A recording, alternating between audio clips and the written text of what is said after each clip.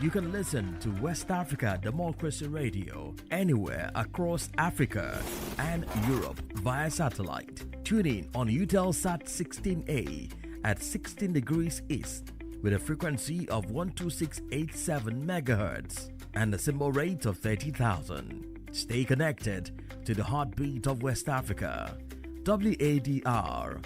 We are your trusted voice across the region.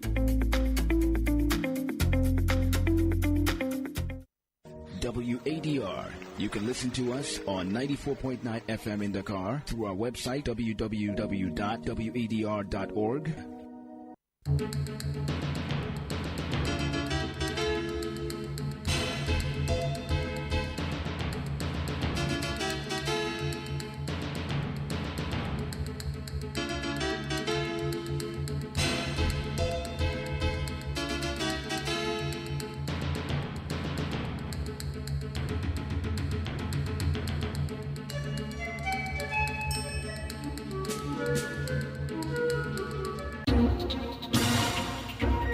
WADR. Promoting dialogue.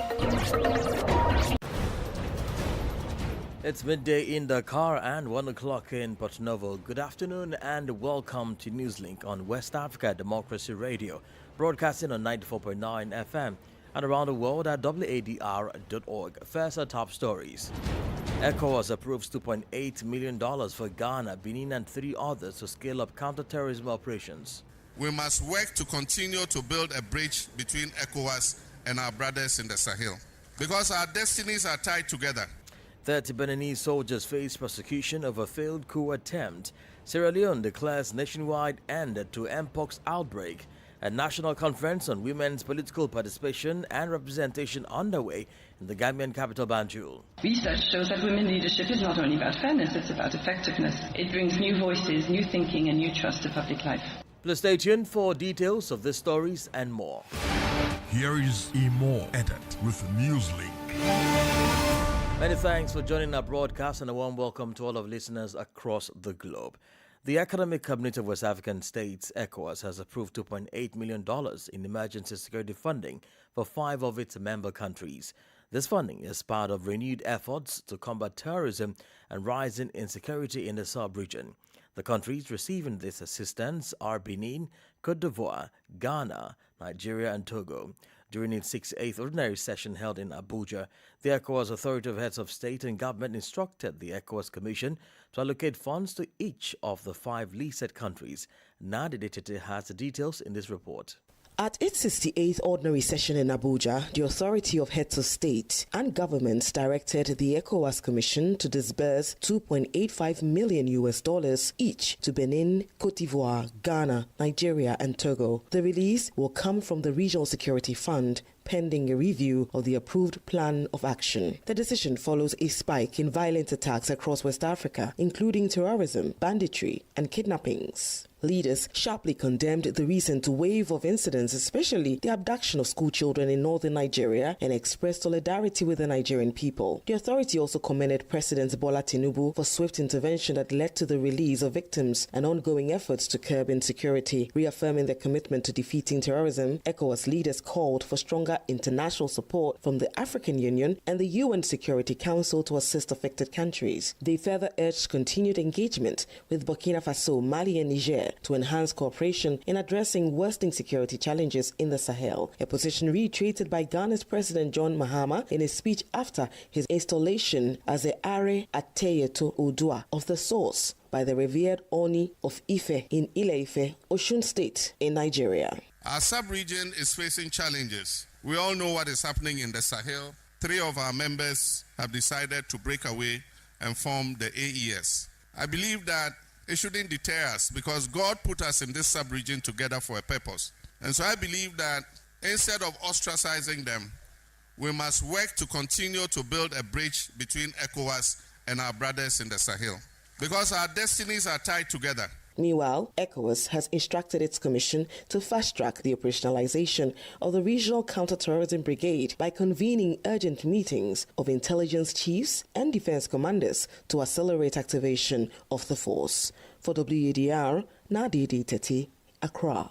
Meanwhile, in the Central Sahel region, the meeting of senior officials from the lands of Sahel states is taking place in the Malian capital, Bamako. This gathering commenced on Monday and will last for 4 days. Experts from the three AES confederations are discussing several important aspects of the organization. The goal is to assess the achievements and expedite the operationalization of the AES confederation. Abdullah Hassan has more details in this report. The experts are discussing priority sectors, notably defense and security, diplomacy and development. They are also examining sectoral reports and reviewing actions taken since the first summit held in July 2024 in Niamey. Abdoulaye Diop is Mali's Minister of Foreign Affairs. We collectively have a responsibility to assess without complacency and with all due rigor the progress made, the challenges encountered, and any shortcomings that need to be addressed within the framework of the roadmap established by the College of Heads of State and Government. This time will also be necessary for you to examine the draft legal instrument relating to the continued operationalization of the AES Confederation.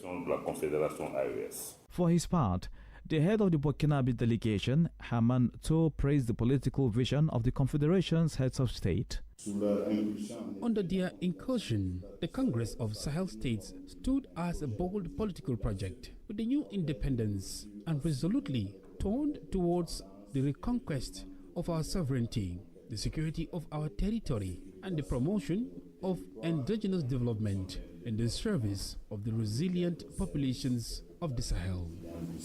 Another important focus of these discussions is the issue of negotiations between the AES and ECOWAS. This meeting is being held in preparation for the second summit of the Alliance of Sahel States, scheduled to take place in the Malian capital on December 22 and 23, 2025. A report from our correspondent in Bamako, Aliu Chairman, voiced by Abdullah Hassan. Still in Mali, several senior officers are contesting their dismissal at the Supreme Court. The soldiers who were arrested last August are accused of attempting to undermine the military transition. However, they claim to be victims of an abuse of power and are seeking reinstatement in the army. Christopher Teacher completes the story. A total of 9 army officers and non-commissioned personnel are appealing to the Supreme Court for the annulment of their dismissal decrees, which were signed last Friday by Transitional President General Assimi Goïta. This dismissal comes while legal proceedings are underway against these officers. Since mid-November, the dismissed soldiers have been suspected of attempting to destabilize and undermining state security. However, the officers have stated that they did not receive any written summons or a formal statement outlining the charges against them. In a statement posted on social media, a group of lawyers led by attorney Mutaga Tao condemned the situation as a violation of the defendant's rights. They highlight the lack of evidence supporting claims of disciplinary misconduct and called it an abuse of power. Attorney Mutaga Tao also requested unrestricted access to his clients. It is important to note that General Abbas Dembele and Nema Sangare, the two highest-ranking military officers dismissed for similar reasons, are not part of this appeal against their dismissal. Additionally, last Friday, a new dismissal decree was signed by the president of the transition against Colonel Yaya Alpha Sangare, who was removed from the army for disciplinary reasons. Colonel Sangare has been imprisoned since March 2024 after he previously published a book titled The Challenge of Terrorism in Africa, in which he discusses abuses committed by Malian armed forces against civilians. Several reports from human rights organizations document these claims. Christopher Teacher with the details of that report by our correspondent in Bamako, Aliu Cham. More stories coming up on West Africa Democracy Radio. Newslink continues. We head now to Benin, where several soldiers were taken to the court for the repression of economic crimes and terrorism on Monday. They are accused of being involved in an attempted coup against President Patrice Talon. The accused arrived at the Special Prosecutor's Office under heavy police escort in preparation for their trial. Sankri Janko completes the story. 30 suspected mutineers appeared before the court for the repression of economic crimes and terrorism (CRID). These soldiers were arrested at the headquarters of the national television station SRTB, along with others detained later in connection with the attempted coup against President Patrice Talon. The suspects will appear successively before the special prosecutor and then before the judges of the Crits Investigating Commission, after which the Judge of Freedoms and Detention will decide their fate. It is expected that the case will be sent back for further investigation. According to sources close to the matter, additional groups of implicated soldiers could be brought before the court early this Tuesday. As a reminder, on the night of Saturday, December 6 to Sunday, December 7, 2025, an attempted coup d'etat was thwarted in Cotonou, the economic capital of Benin. Early Sunday morning, a group of soldiers led by Lieutenant General Pascal Tigre attempted to seize control of several strategic sites, including the residence of President Patrice Talon and the headquarters of the national television station, SRTB. Since then, a series of arrests have targeted both military personnel and civilians suspected of complicity. The case is now in the hands of a specialized court for criminal and terrorism matters. A report from our Cotonou correspondent Aziz Adam Sulian, voiced by Sankule Janko. Here in Senegal, President Bassirou Diomaye Faye is expected to inaugurate a military vehicle assembly plant in Diamniadio near Dakar this afternoon. This was announced in a press release from the Senegalese Ministry of the Armed Forces. According to the government, the infrastructure marks a significant step towards the country's industrial and technological self-sufficiency. Details with Augustin Colley. The inauguration of the facility is scheduled for this Tuesday in Diamniadio, about 30 kilometers from Dakar.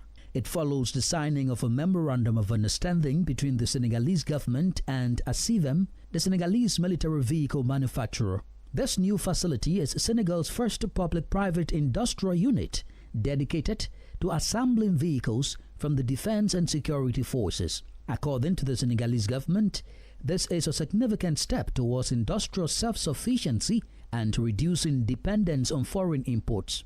Beyond vehicle assembly, the plant also aims to be a true national platform for skills development. It incorporates training programs, technology transfers, and capacity building initiatives for Senegalese technicians and engineers, enabling them to acquire skills in vehicle assembly, quality control, technical testing, and maintenance.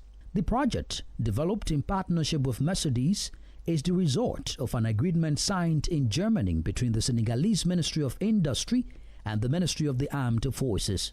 Augustin Colley filed that report. In health matters, the government of Sierra Leone has declared an end to the Mpox outbreak in the country. The announcement was made on Monday by the Ministry of Health and the National Public Health Agency, NPHA. Since the outbreak was declared a public health emergency in January 2025, the country recorded 5,442 confirmed cases, with 5,382 recoveries, representing the survival rates of about 99%. Health authorities confirmed that Sierra Leone met the World Health Organization standard of going 42 days without a new case. In an exclusive interview with WDL, Herald Thomas, the lead for risk communications at Sierra Leone's Ministry of Health, attributed the containment of the virus to a robust national response strategy. Well, it's a concerted effort altogether. When the Mpox outbreak started, there was a lot of denials, and people believed that it was not Mpox, a lot of myths and misconceptions. But we worked on the hearts and minds of people, and we made sure that our epidemiological strategy is not one that is based on one core capacity. All the core capacities, risk communication, surveillance, medical countermeasures, treatment, or what we call case management, and all came together. So we had a unified approach, and we made sure that there was a time when the cases were going skyrocket. We were having triple digits on a single day, and what we did was to discourage home isolations and made sure that all our cases went to the treatment facilities. So we made sure that these cases were put on treatment centers, and we monitored them, and then the multiplication rate went down. And today, we are very pleased to say that we've gotten, zeros all the way for over 42 days, which is 2 incubation periods. Harold Thomas, the lead for risk communication at Sierra Leone's Ministry of Health. You're listening to Newslink on West Africa Democracy Radio, 94.9 FM Dakar, and online at wadr.org. Here is a reminder of our top stories. ECOWAS approves $2.8 million for Ghana, Benin, and 3 others to scale up counter-terrorism operations. 30 Beninese soldiers face prosecution over failed coup attempt. Sierra Leone declares nationwide end to Mpox outbreak. And still ahead in the news, a national conference on women's political participation and representation underway in the Gambian capital, Banjul. We do have the press review, a guest interview, and sports news. Please stay with us. West Africa Democracy Radio. It's you speaking. Don't forget you can listen to us live on wadr.org and do follow live streamings on YouTube and Facebook. Across West Africa, irregular migration and human smuggling continue to pose significant security and humanitarian challenges. In Nigeria, authorities are implementing new technologies and strengthening partnerships to address this issue. The Nigerian Immigration Service has initiated activities to commemorate the 2025 Anti-Smuggling of Migrants Day, emphasizing the need for enhanced regional cooperation. WDL's Usmanwa reports from Abuja.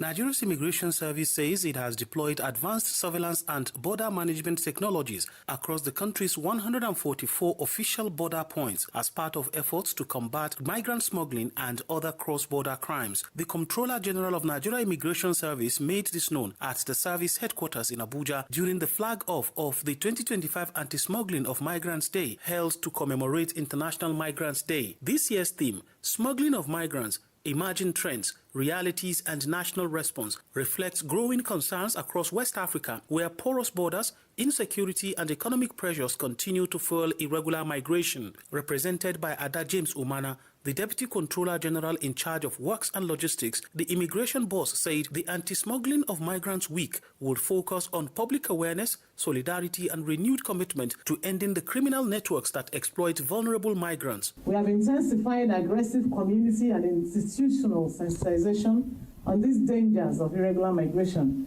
with focus on the youth through our targeted awareness campaigns at National Youth Service Corps orientation camps. This year alone, over 579,000 corps members have been sensitized across the nation. The Nigeria Immigration Service reaffirms its commitment to working with neighboring countries, regional bodies, and global partners to curb migrant smuggling as West Africa continues to grapple with the human and security costs of irregular migration. For Newslink on West Africa Democracy Radio, Usman Umar reporting from Abuja.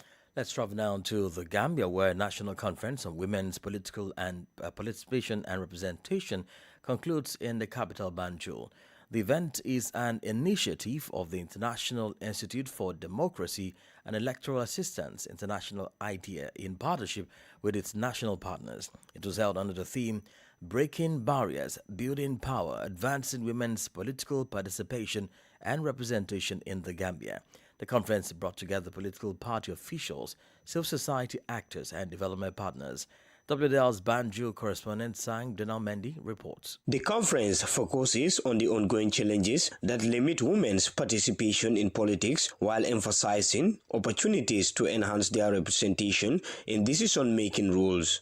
Among the speakers is Janet Ramatulai Salanjai, the Commissioner for the Right of Women in Africa. She highlights the need to dismantle both structural and cultural barriers that continue to marginalize women in political life. Article 9 requires states to adopt affirmative action to ensure women's equal participation in election, representation in electoral processes, and involvement in policy formulation and implementation. This obligation reinforces the Gambia's commitment on the CEDAW, as has been mentioned by Honorable Jennifer Job, Commissioner of National Human Rights Commission, and also you have the International Covenant on Civil and Political Rights, which together establish women's political participation as a fundamental right, not a privilege. Additionally, Enya Brown, Program Manager of the European Union Delegation to the Gambia, reaffirms the EU's commitment to supporting initiatives that promote inclusive governance and gender equality. Research shows that women leadership is not only about fairness, it's about effectiveness. It brings new voices, new thinking, and new trust to public life. The European Union believes in this, and we act upon it. Organizers say the two-day national conference aims to provide a timely platform for assessing the progress made to date, identifying existing gaps, and strengthening collaboration among stakeholders. The meeting is also expected to produce a unified strategy and includes policy recommendations and capacity-building initiatives to address systematic barriers and enhance women's political participation and representation in the Gambia. For Newslink on West Africa Democracy Radio, I am Sangdana Mendy, reporting from Banjul. This is the newspaper review. Stay abreast and find out what the top stories are in your country. This is the newspaper review. The newspaper review. We head now to Monrovia as we join Ibrahim Parker for the newspaper review. This edition features two local dailies, and our first stop is the Africa Daily newspaper. And it says, reporting the hard facts with our favor. Asterisk taking the lead on the Africa Daily. Information Minister Jeremy Kapia in Tankot demand for order intensifies. Ministry of Labor ends Falcons workers strike. Support Liberian-owned businesses with low-interest loans. Green International CEO urges government. National Elections Commission, UNDP, hold website consultative assessment workshop. And Liberia Land Authority surveys 50 acres in Bond County for proposed National Convention Center. Up next is Front Page Africa newspaper, and these are stories taking the lead. Unite for Justice. United Nations Chief reaffirms support for War Crimes Court Office, urges civil society to unite as internal raft goes public. Well, that does it for this edition of Press Review from Liberia's capital, Monrovia. And it's back to you. Thanks so kindly for listening. Many thanks, Ibrahim Parker, with the newspaper review. Politics, analysis on major news, social matters, and all. This is A Guest. Well, in this segment, we take you back to our first story where ECOWAS has approved $2.8 million in emergency security funding for 5 of its member countries as part of a renewed effort to tackle terrorism and rising insecurity across the sub-region. But what does this decision really mean on the ground? How will the funds be deployed?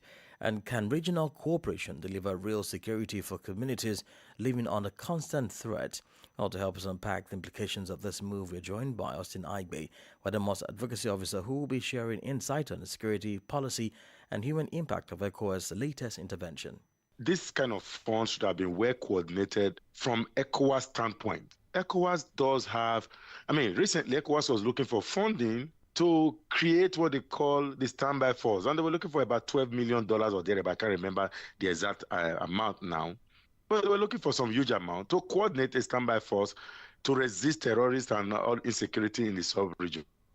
Suddenly, the same ECOWAS, who had created some form of standby force, maybe not really operational as at this time, because I'm aware that the commitment around West Africa has been in the name of the standby force, including the recent deployment to Benin in the name of standby force. ECOWAS is not looking at the underlying factors, some drivers of insecurity. Leadership has a huge role in the way security strive.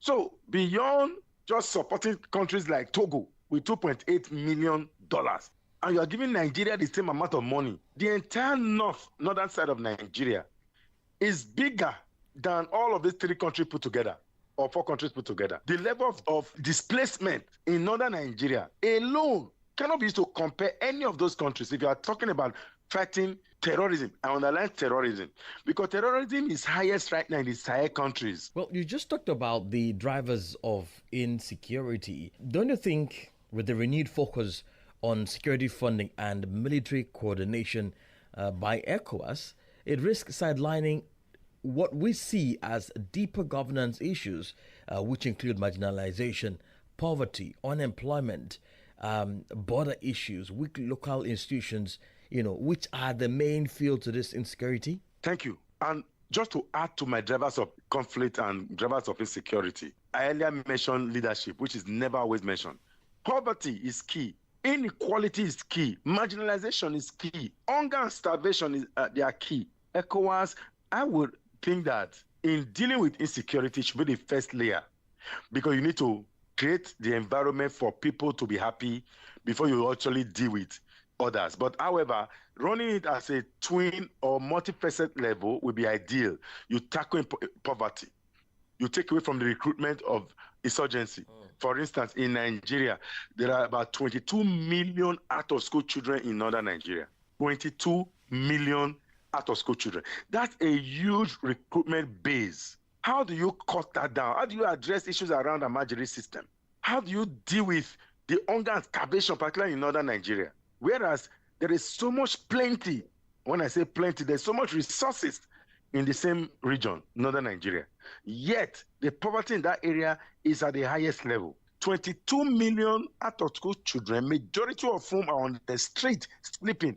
That is a recruitment base. Can you cut it off? What can be addressed to do? What can be done to do it? And that is why most people, citizens in West Africa, don't value ECOWAS, because they don't see ECOWAS doing anything. If there's an ECOWAS standby force who brings food to them with ECOWAS badge, the same thing that the UN is doing. You see the UN bringing food into locations and protecting them. They begin to value the UN. But in this case, ECOWAS is giving national government who supposedly should have addressed those issues you are looking for. See, grant or free money can never solve insecurity. You need a dedicated system that is homegrown. Yes, you can take grant. 2.8 million, like I said, is big for some countries. But in Nigeria, I think it's a very small amount of money because of the large population that are affected by terrorism. That was Austin Igbe, Wadr Most Advocacy Officer. In sport news, the Confederation of African Football CAF, in partnership with the local organizing committee for the Total Energies CAF Comprehensive Africa Cup of Nations AFCON Morocco 2025, has released a comprehensive list of prohibited items for all tournament venues, confirming a strict ban on alcohol and laser pointers. The measures announced ahead of the tournament's kickoff in December 21 are aimed to guaranteeing a safe, fair and family-friendly atmosphere at Africa's biggest football showpiece. CAF's decision to outlaw laser pointers comes after repeated incidents in African club and international competitions where the devices were used by fans to distract players, particularly goalkeepers, during critical moments. CAF reiterated that the following items will not be allowed into any AFCON 2025 venues: weapons, sharp objects, and pyrotechnics, including flares, fireworks and explosives, laser pointers, alcohol and illegal substances, glass bottles, cans and similar containers, large bags and backpacks beyond approved size limits, banners or materials carrying political, religious, or offensive messages. And we've come to the end of this edition of Newslink on West Africa Democracy Radio, broadcasting from Dakar, Senegal. Thank you for listening, and many thanks to Falil Lusso and Mustafa Sek for the technical support. Let's keep the conversation coming on all of our social media platforms, TikTok, X, Instagram, at WADR English. I am Imo Edet. Good afternoon. And many thanks to you for listening to Newslink via Hot 104.3 FM, New Me FM 94.0, Hilltop Radio 104.7 FM, and Veritas Radio 102.9 in Banjul, the Gambia. We also appreciate our listeners in Liberia via Alternative Youth Radio 98.9 FM, Lofa County, Radio Kagama 94.5 FM, Niba County, DCN Radio 91.3 FM, FM, Riverside County, Wakat FM Radio, Banga, Liberia, Radio Gulf FM 91.3 Sierra Leone in Nigeria, and Love 104.5 FM Abuja. For you listening via Radio Pad 95.1 Damango, Savannah region, and on Royals FM 104.7 Wenchi, Ghana, we say a big thank you. Remember, West Africa Democracy Radio is all about you, your views, and your opinions.